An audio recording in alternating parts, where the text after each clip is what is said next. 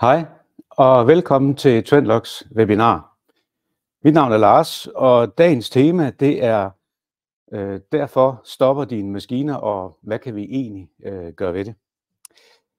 Agendaen i dag vil jeg lige vise lidt omkring, eller vil vi lige gennemgå. Først så vil vi kigge lidt omkring de udfordringer, der kan være i en produktion omkring nedetid og oppetid. Så vil vi gå lidt ind i, hvordan kan vi så egentlig trække den information ud af maskinerne, så vi senere kan gå ind og kigge på de årsager, der eventuelt kan være til, at maskinerne er nede, så vi kan gøre noget ved det og øge effektiviteten på den måde. Dernæst vil jeg komme lidt ind på, hvordan kan vi bruge de data videre ind, for eksempel og forbedre vores vedligehold, så vi også kan mindske nedbrud i forbindelse med ting går i stykker for eksempel. Og til sidst vil jeg ligesom komme med en konklusion på det hele. Så lad os komme i gang med webinaret. Den udfordring, mange virksomheder har i dag med produktionen, det er, at man har måske for meget nedetid. Man har lav produktivitet. Hvis man ikke har ligesom et datagrundlag, man kører på, så kører man på sine mavefornemmelser, og det kan mange gange ende lidt op i en diskussion omkring, hvorfor er det, at maskinerne ikke kører så meget, som vi egentlig tror, de skal køre. Jeg har en lille sjov historie fra det virkelige liv. Vi var ude og præsentere løsningen for en virksomhed. Det var en bolchefabrik, som producerede en masse bolcher. Og der havde vi en maskine, som de i hvert fald mente kunne køre 90 poser i minuttet. Så vi lavede en test, monterede en Trendlock Collect Box på maskinen. Det tog 10 minutter og satte den op, og så fik de lov til at måle og køre med det en uges tid.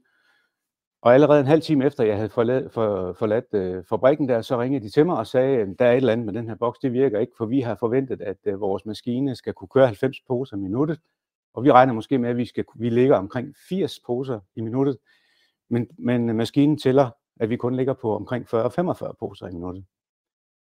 Så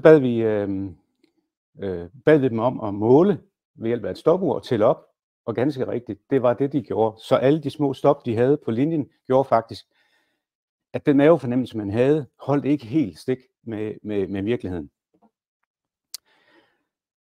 Så hvordan kan vi så egentlig få fat i den her information, i stedet for, så vi ikke bare skal køre på de her mavefornemmelser? Det vi kan gøre, det er jo selvfølgelig at tage og montere noget udstyr op, så vi kan få digitaliseret de informationer, det kræver for at måle stopårsagen. Og det er faktisk ganske enkelt. Vi har egentlig bare brug for et enkelt signal for at måle, hvornår maskinen er i drift, og hvornår den ikke er i drift. Og det er typisk, at man tager for eksempel i Trendlock-tilfælde her, tager man en Trendlock Collect Box, sætter til.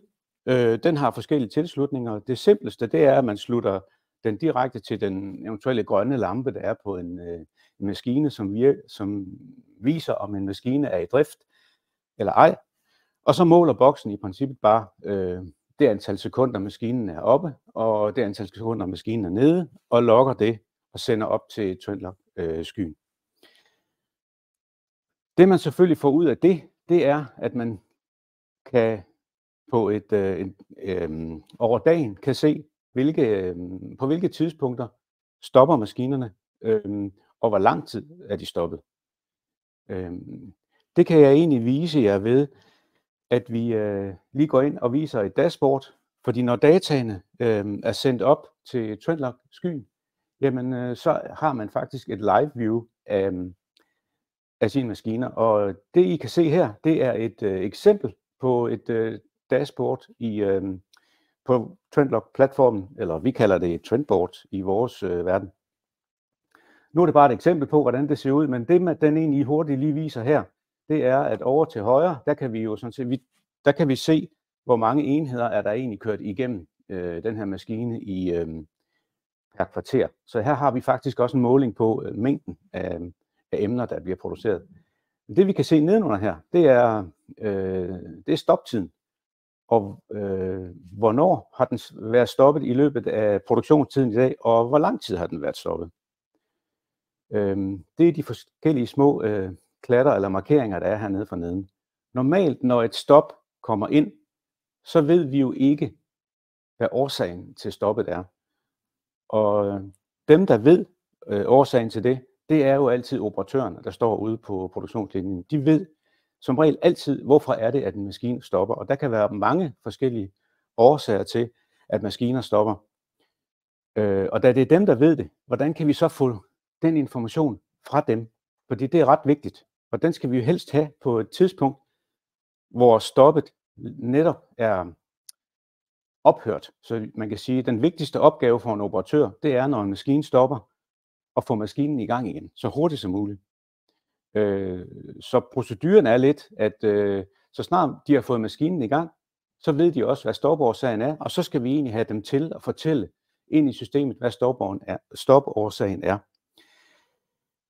Til det har vi udviklet en meget nem løsning. Hele Trendlock-platformen kører jo på webplatformen, så man kan sætte en webside op på en tablet, som jeg faktisk har vist herovre på den her, som kan hænge ved maskinen, en tablet, som viser listen af stop, der er kommet ind i systemet, og det seneste stop er altid det, der står øverst. Så går operatøren hen på skærmen og taster på en stopårsag og angiver, om det er det ene eller det andet, maintenance, eller hvad det er, eller om det er en fejl, lægger det ind, og så er stoppet egentlig blevet kategoriseret. Jeg kan lige vise jer det. Det er måske lidt svært at se på tabletten her, så jeg viser lige på et billede her på skærmen. Det billede, I ser her på skærmen, er nøjagtigt det samme som det, vi ser på tabletten her. Og det kan vi gøre, fordi Trendlocks løsning er webbaseret, så alle enheder, der kan vise en webside, kan faktisk vise de her sider. Men her kan vi se, at der er 2 ukategoriserede stop. Det er de blå stop, vi kan se øverst. Det sidste kom her klokken 9.46, og det varede i 4 minutter og 5 sekunder. Operatøren går ind og klikker. I systemet her er der så forudprogrammeret nogle forskellige kategorier. Her har vi så maintenance og fault, eller vedligeholdelse og fejl eller drift. Lad os nu sige, at det her har været en fejl. Så klikker vi på fejl, og der har vi nogle underkategorier, hvor man kan gå ind og vælge. Det kunne for eksempel være, der var produkt, der sad fast, som gjorde, at maskinen stoppede, og vi skulle i gang igen. Så det klikker vi på, og siger vi add. Sådan. Nu kan vi se, at den er kategoriseret.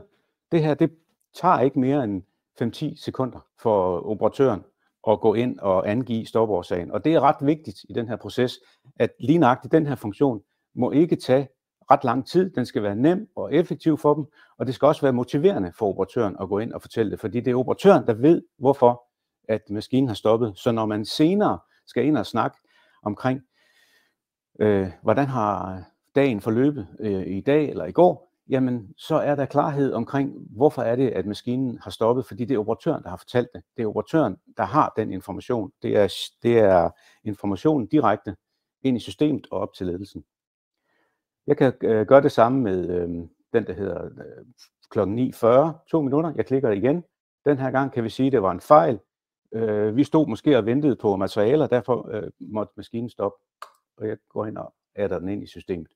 Og nu kan vi se, at hele listen her er fyldt ud. Hvis jeg så går tilbage nu på selve mit oversigtsbillede, så kan jeg se her på mine stopårsager, at de er blevet kategoriseret. Alle er kategoriseret heri. Når vi så har fået den information ind i systemet, nu viser vi jo selvfølgelig det her, mens vi kører. Alt foregår live. Man kan sidde og følge med i selve produktionen. Ja, lige meget hvor man er faktisk. Det her skærm, den her dashboard eller trendboard, kan også blive hængt op på en stor skærm, som hænger inde på produktionen, så hele produktionen er synlig og transparent for alle i organisationen. Det gør faktisk også, at man kan følge med i, om hvad er den aktuelle status for den her maskine. Nu kan vi se faktisk, at den er stoppet hernede.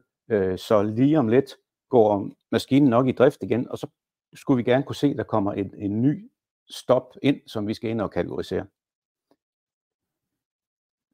Men hvordan kan vi så gøre noget ved de her stop, der har været? Det kan vi selvfølgelig gøre ved, at vi går ind og danner os et overblik over, hvordan har stopfordelingen egentlig været over en periode. Vi bruger TwinLock-systemet til at gå ind og analysere de her forskellige stop. Nu kan jeg lige vise det på den her. Jeg kan gå ind over til højre. Her kan vi se, at jeg har lavet et view, hvor alle stoppene er lagt sammen i de forskellige stopårsager, der har været, så vi kan gå ind og se, hvilke stop har der været flest af i den her periode. Og hvis jeg lige zoomer op her, så den bliver lidt større, sådan her, så kan vi se her, at fejl og produktjam er faktisk det stopårsag, der i dag har været størst. Dernæst har det andet største, det har været, at vi har stået og ventet på materialer. Det tredje har så været rengøring indtil videre i hvert fald. Nu har vi jo kun lige været i gang med produktion i 3-4 timer, så det kan være, at det når at ændre sig en del i løbet af i dag. Men hvis vi kunne gå ind og se over en længere periode, og se, at vi stadigvæk for eksempel havde den største årsag, det var for eksempel, eller den anden største årsag, det var, at vi manglede materialer. Jamen, så må man jo gå ind og sige, jamen, så er der et eller andet galt. Hvorfor er der ikke materialer nok til, at produktionen kan holdes kørende? Så det kan være en årsag, man kan gå ind efterfølgende og kigge på og se, jamen, er der noget med vores arbejdsgange, der skal gøres om, sådan at vi kan mindske de her stopårsager. Og en af fordelene ved at have digitaliseret alle løsningerne her, det er, at hvis man beslutter sig for i dag, at i morgen, der prøver vi på at lave om i vores arbejdsrutiner og måder, vi gør tingene på, så har man resultatet med det samme, fordi man har digitaliseret alle sine informationer. Så dagen efter, så kan man gå ind og se, havde det så en positiv effekt på den måde, vi egentlig gjorde det på. Og det er et rigtig godt måleværktøj og løsningsorienteret værktøj, man har her, så man rent lavpraktisk kan gå ind og sige, jamen, lad os prøve at lave nogle forandringer og se, hvad de forandringer egentlig gør i vores produktion.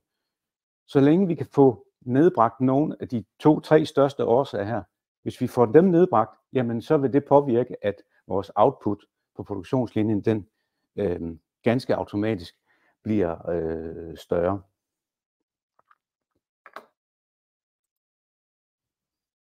Hvis jeg går tilbage til hovedoversigten, som vi har her, så kan man se her, at maskinen er stadigvæk stoppet. Vi har selvfølgelig de her informationer omkring, hvornår vi er stoppet. Det man jo kan gøre med sådan et dashboard her også, det er, at man kan, nu kigger vi kun på en linje her, men har man for eksempel flere linjer stående i en afdeling, jamen så laver man et andet dashboard, hvor man har måske lidt mere et overblik over de forskellige linjer, hvor man måske koger lidt ned på nogle af informationerne.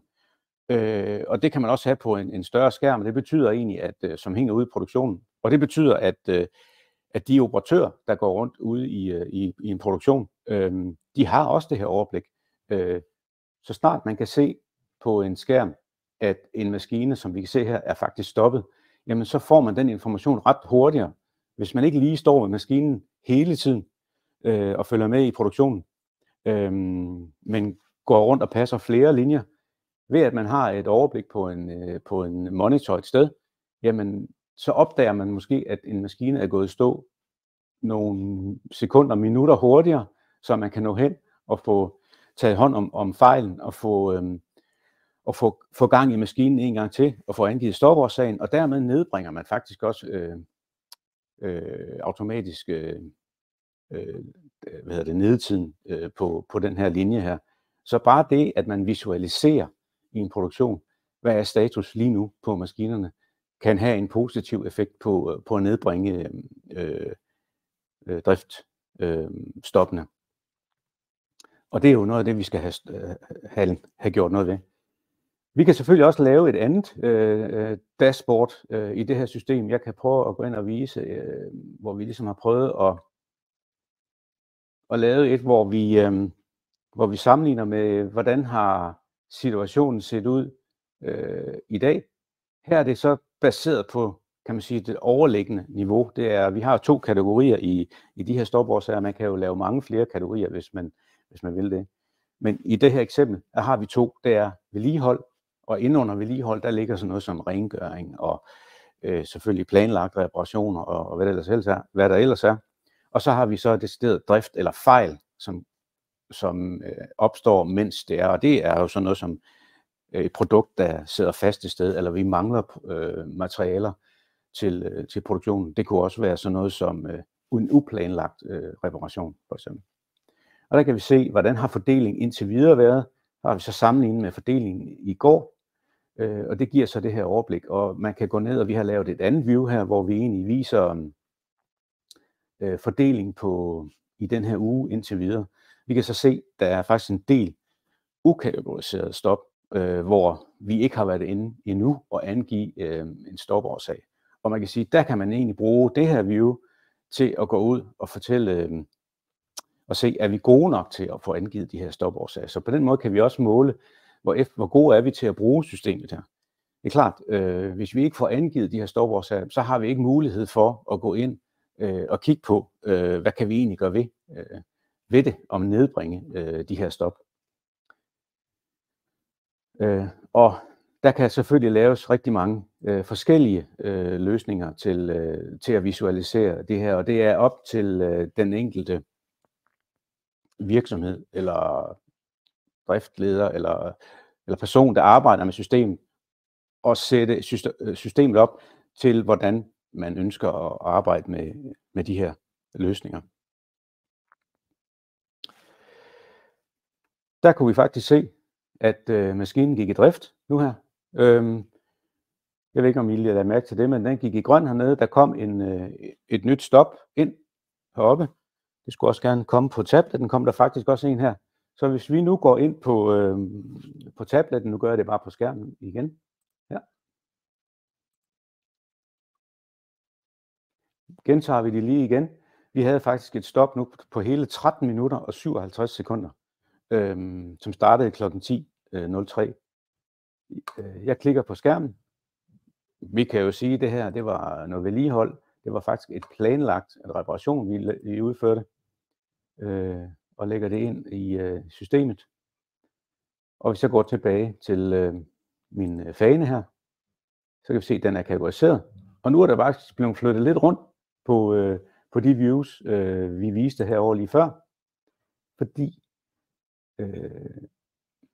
vedligehold, planlagt repair er faktisk røget lidt op. Vi har haft en del planlagt repair i dag på den her demo her. Så på den måde giver det et ret godt indblik ind i, hvordan er flowet af de her nedtid og de her årsager, som er i systemet.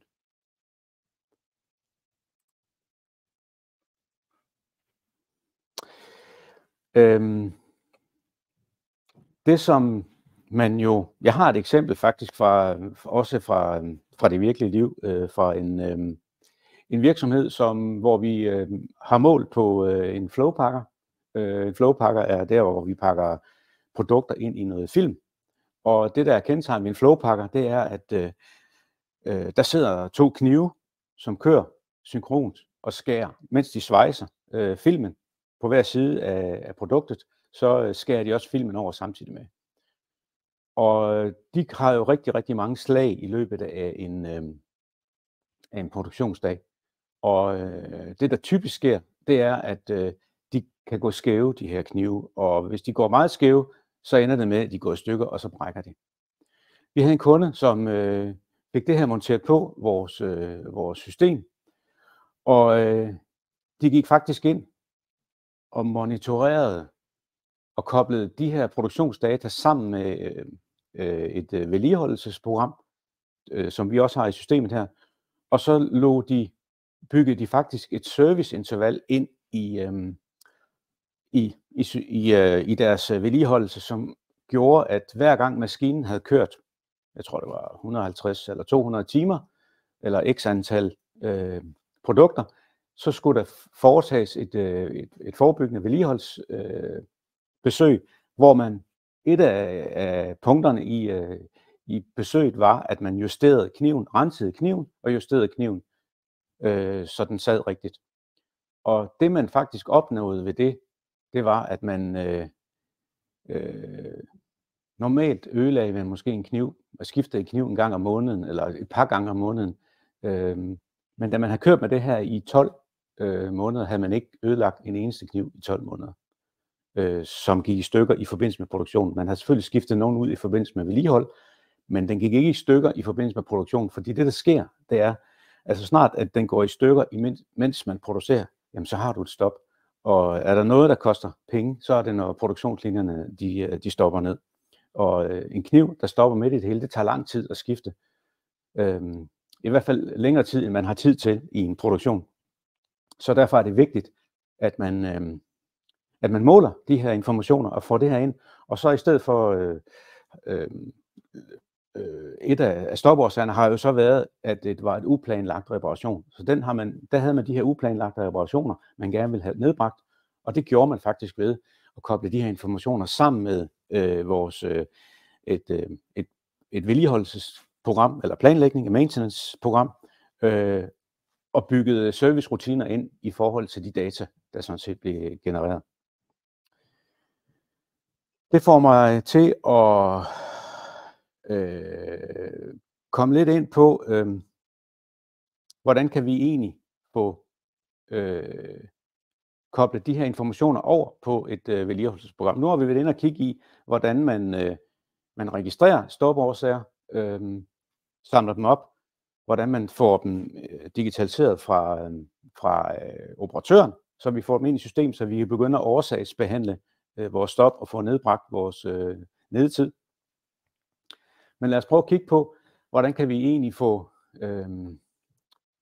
nedbragt vores nedetid ved at undgå uønskede stop midt i vores produktion, som jeg lige nævnte her. Og det kan vi selvfølgelig gøre ved, at vi får det koblet sammen med et vedligeholdelsesprogram. Og nu er det sådan, at vi også i Trendlock har et vedligeholdelsesprogram, som kan kobles sammen med de her informationer. Så det vil jeg lige vise her til sidst, hvor vi er kommet til lige nu her. Så jeg går lige over i vores vedligeholdelsesprogram.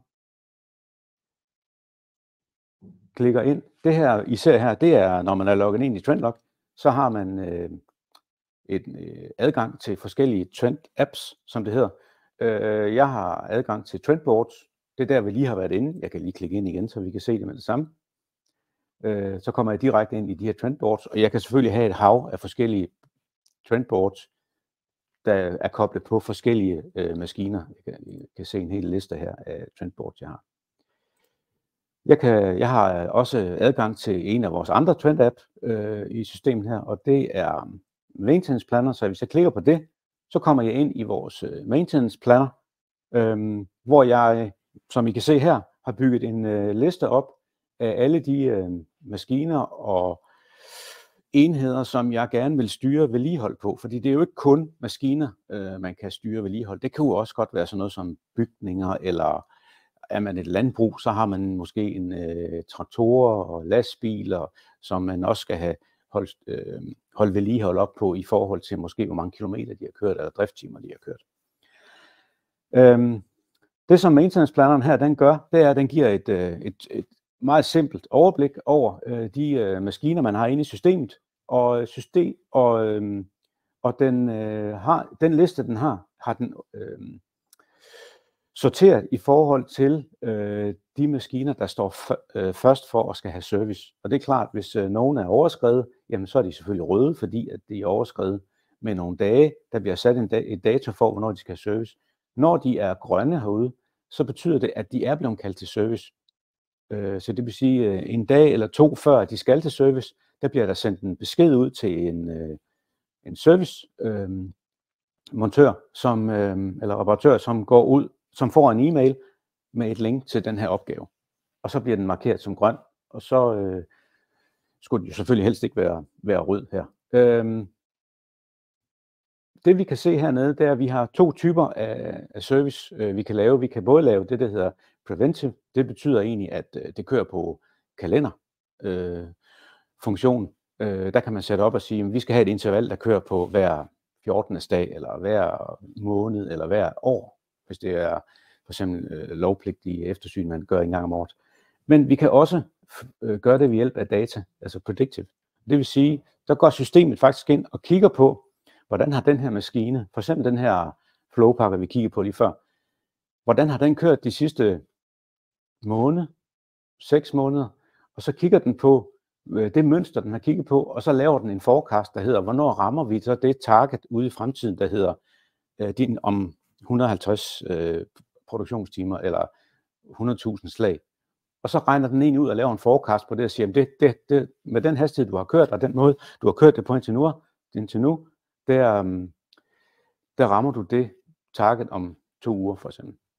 Og så bliver der sendt besked et par dage før, at det target opnås, så man kan komme ud og få lavet sit service til tiden. Og så har vi selvfølgelig udbygget sådan, at lad os gå ind i den øverste her vægt, som skulle have været til service for nogle dage siden. Operatøren kan selvfølgelig lukke opgaven op, eller servicemedarbejderen kan lukke opgaven op, og se, hvad er checklisten, hvad er det, vi skal udføre på det her besøg, og så arbejder de så bare stille og roligt igennem checklisten. Nu gør jeg det på computeren her, men typisk vil det jo være gjort på en tablet eller på en smartphone, hvor man kan gøre tingene, hvor man har det hele med. Fordi man kan nemlig også tage billeder af det. Hvis der er noget, der er gået i stykker, man skal skifte ud, kan man tage med og lægge ind på den rapport, man så genererer, når man er færdig med sit servicebesøg. Vi har selvfølgelig også adgang til direkte på telefon til forskellige dokumenter. Det kunne f.eks. som manualer, eltegninger eller andre informationer, der er nødvendige i forbindelse med det her servicebesøg. Vi kan udfylde den, vi kan sige på alle punkterne, vi kan skrive en kommentar, hvis det er det, vi vil. Og ellers, når vi er færdige med besøget, så kan vi enten sige færdig, done, eller hvis vi kan sige, der er nogle punkter, vi ikke kan nå endnu, fordi vi venter på nogle reservedele, så kan man sætte den på pause, og så bliver den sat ind i systemet, som kan sige, vi er i gang med det her, men den er på pause, der venter på nogle reservedele. Men vi gør den færdig nu, og så siger vi OK.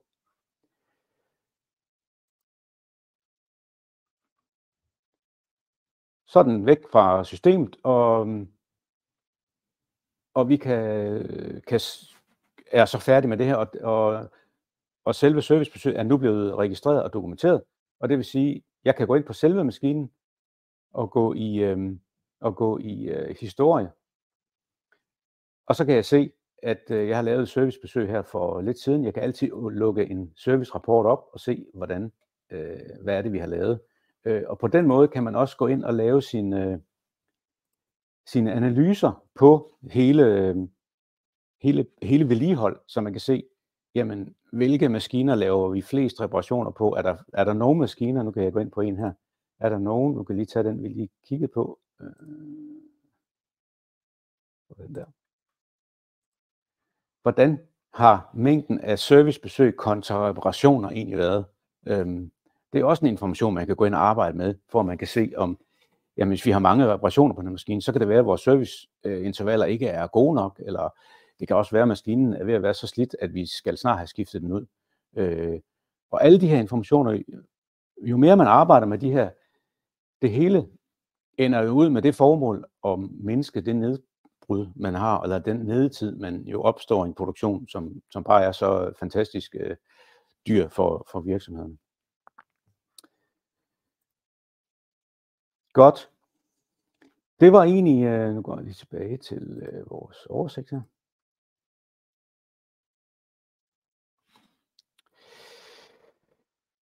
Det var sådan set, for lige at konkludere lidt på det, vi har været igennem i dag. Derfor stopper maskinerne, eller hvorfor stopper maskinerne? Det kan vi finde ud af ved at digitalisere de produktionslinjer, vi har. Og den måde, vi gør det med, er, hvis vi kobler for eksempel en datalogger på, som samler informationen op fra maskinen, sender op i skyen. Hvad kan vi gøre ved det? Der kigger vi på de data, der er kommet ind, får dem organiseret, så vi får beslutningsgrundlag til at se, jamen kan vi gøre et eller andet, og så snart vi har gjort noget, så kan vi også se efterfølgende, jamen har det så gjort en effekt? Vi kan faktisk måle det direkte på outputtet. Og vi kan også tage de informationer, fordi en stor del af de stop, man har i en produktion, er også noget mekanisk nedbrud eller noget vedligehold, der skal udføres på bestemte tidspunkter. Det kan også godt være, at rengøringen ikke har været effektiv nok. Der kan være mange forskellige årsager til det. Så derfor kan man også koble de informationer sammen med et vedligeholdelsesplanlægningsprogram, og man skulle jo gerne kunne se, når man så går ind og kigger på en længere periode, for eksempel et halvt år eller et helt år af stopårsag, at man får og sammenligner år for år eller måned for måned, at man nedbringer sin stopårsag og bliver mere og mere, får mere og mere ud, har mere og mere oppetid og får en øget effektivitet. Og når vi så snakker om effektivitet, så snakker vi jo om sådan noget som OEE, Overall Equipment Efficiency. Og det er et helt andet tema, som jeg ikke vil komme ind på nu her, men som vi laver et web, en demo af på et tidspunkt, hvor vi vil prøve at vise lidt omkring vores tilgang til, hvordan man måler sine maskiners OEE og får det her fulde overblik over hele sin produktion faktisk. Tusind tak, fordi I kiggede med i dag. Hvis I har nogle spørgsmål til os, så er I velkommen til at kontakte os. Ring til os på Trendlog eller skriv ind på vores mail.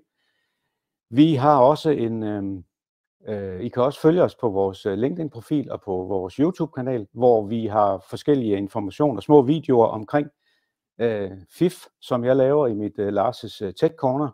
Det kunne for eksempel være at koble sådan en boks op på en maskine, eller andre ting, eller andre systemer. Hvordan får vi data ind i Trendlog?